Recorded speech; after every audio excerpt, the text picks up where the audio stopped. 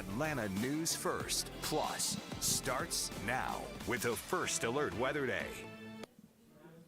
Hey everybody, how you doing?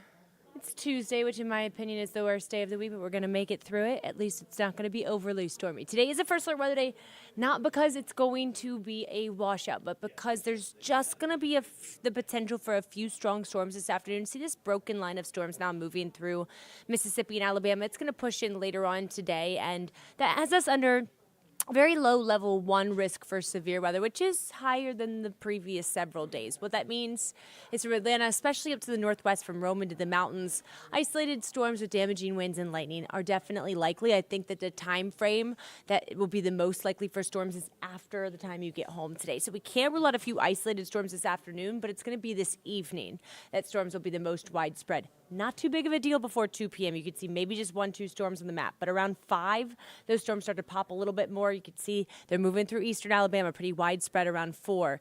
Reaching northwest Georgia from Chattanooga to Rome, Chattooga County down to Carrollton around 6, and then moving into the mountains. So again, that northwestern quadrant may be pretty stormy this evening before midnight. We will dry out after midnight. Tomorrow's just more of the same. We're going to see scattered storms. We're going to be in this pattern. The pattern I know that you guys are very sick of, only until Thursday. That is the good news. A cold front comes through on Thursday. It is not going to cool us off, but it is going to bring in dry air. So finally, for what feels like the first time in weeks, we're going to see a dry streak. Friday, Saturday, Sunday, and even Monday look mostly dry and also hot. Summer officially arrives on Friday, y'all. It is going to be our first heat wave of the season. Definition of a heat wave, 3 days above 90. Oh, yeah, we're going to get that. And I want to remind you guys, we've only seen 90 degrees twice this year. So it is definitely going to be the hottest weekend of the year. But you can go ahead and make those outdoor plans. I do think that with the humidity, y'all, our heat indices are going to push the upper 90s by the end of the weekend. So just note it is going to get hot, which is what we expect for this time of year. I'm going to leave you with a beautiful shot of Midtown before we get an update on some of your news headlines.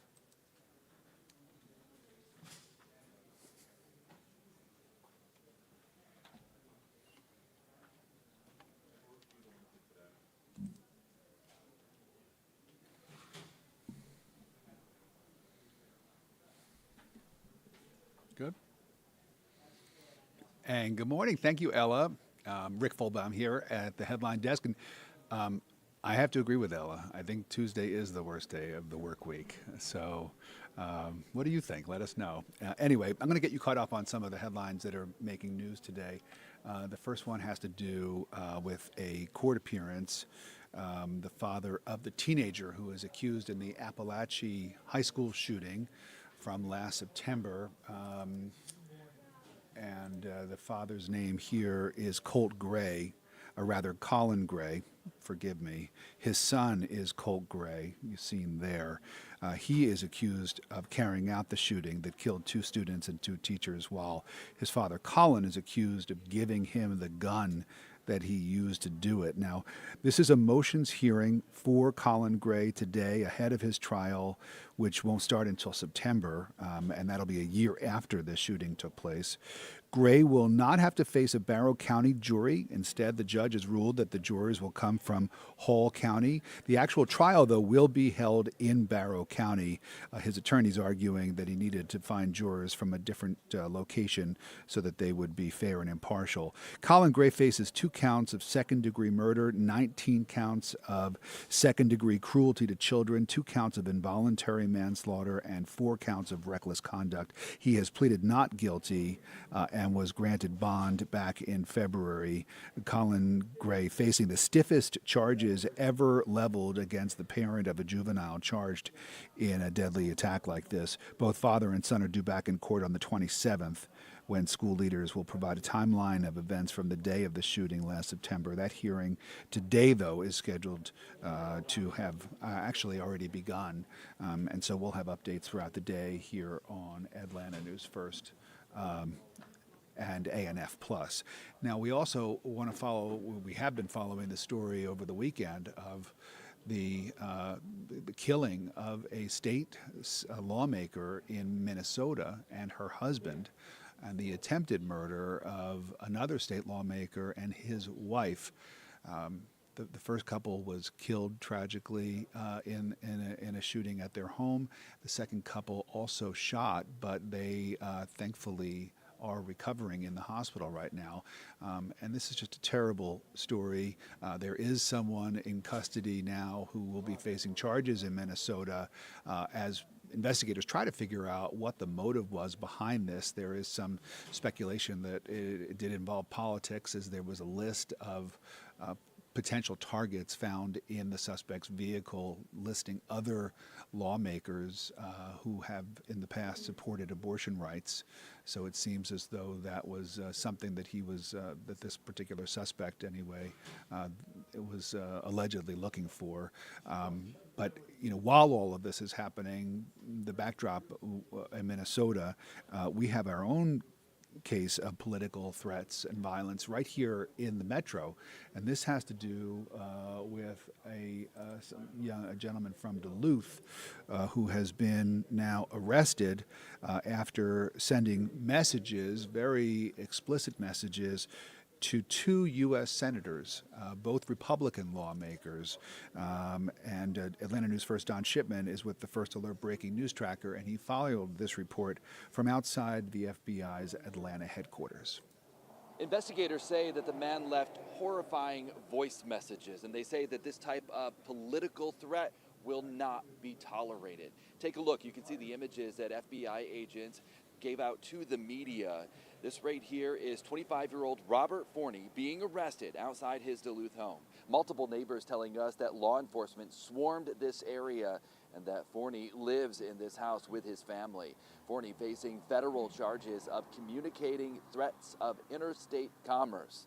He's accused of threatening Republican Senators Ted Cruz of Texas and Deb Fischer of Nebraska. Authorities say that back in January, he left voicemails threatening sexual violence against both lawmakers. We walk here a lot. We see a lot of the neighbors, and this is a very quiet neighborhood, and something like that is not something we normally hear. That's pretty young to be already having that hatred, that anger inside. I'm a pastor, and so that's something that's shocking, but surprisingly not surprising.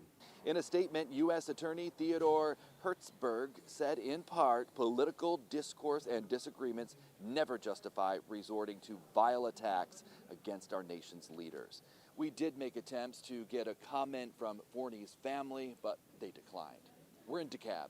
Don Shipman, Atlanta News First.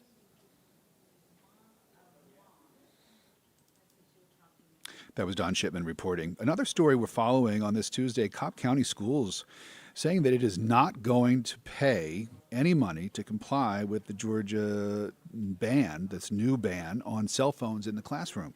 The district superintendent in Cobb saying the students will have to put their devices into their own book bags or purses.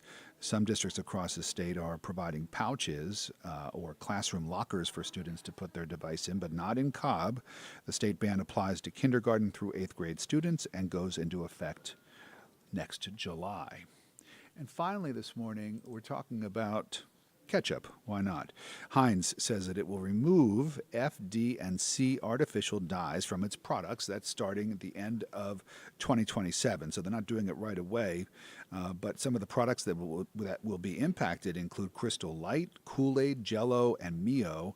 These are very popular products that are manufactured by Kraft Heinz. The company says it will no longer launch products containing those ingredients. Again, we're talking about F, D, and C artificial dyes. The administration, the Food and Drug Administration has asked the food industry to start scaling back on the use of those dyes. And so that's a story that we're following as well.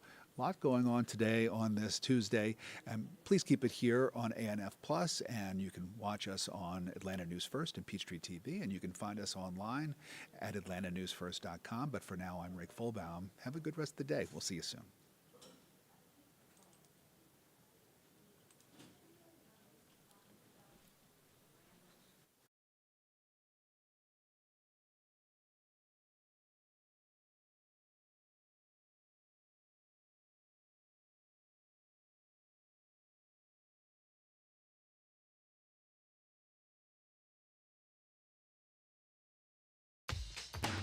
Thank you for watching ANF Plus. For more breaking news, live coverage, and your community stories, download the Atlanta News First app. You can also watch us on YouTube, Roku, Apple TV, and Fire TV. To join the conversation on YouTube Live, visit our channel and hit subscribe. You can also listen to the Atlanta News First podcast by searching Atlanta News First on your preferred listening platform.